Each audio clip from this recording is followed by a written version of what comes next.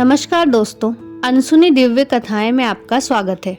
एक बार एक राजा ने फैसला किया कि वह रोज 100 अंधे लोगों को खीर खिलाएगा।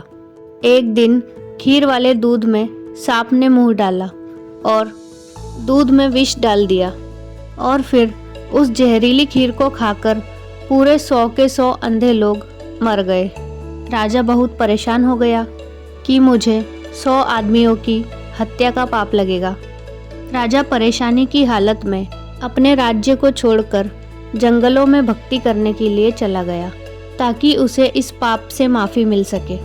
रास्ते में एक गांव आया। राजा ने चौपाल पर बैठे हुए लोगों से पूछा, क्या इस गांव में भक्ति भाव करने वाला कोई परिवार है ताकि उसके घर रात काटी जा सके।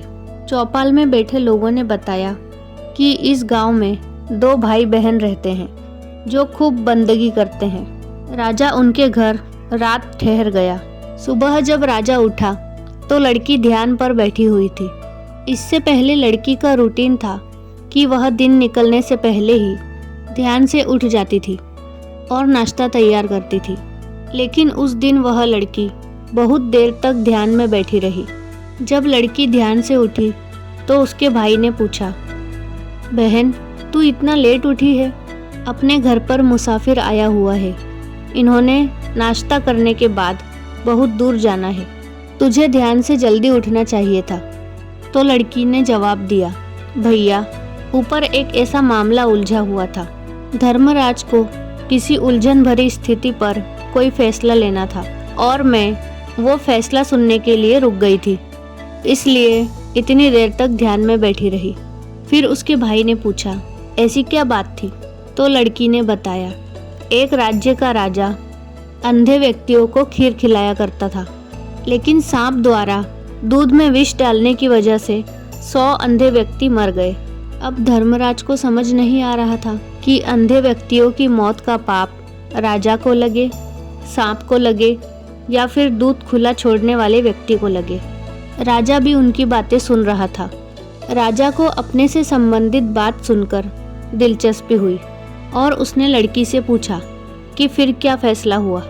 लड़की ने बताया कि अभी तक कोई फैसला नहीं हो पाया था। तो राजा ने पूछा, क्या मैं आपके घर एक रात के लिए और रुक सकता हूँ?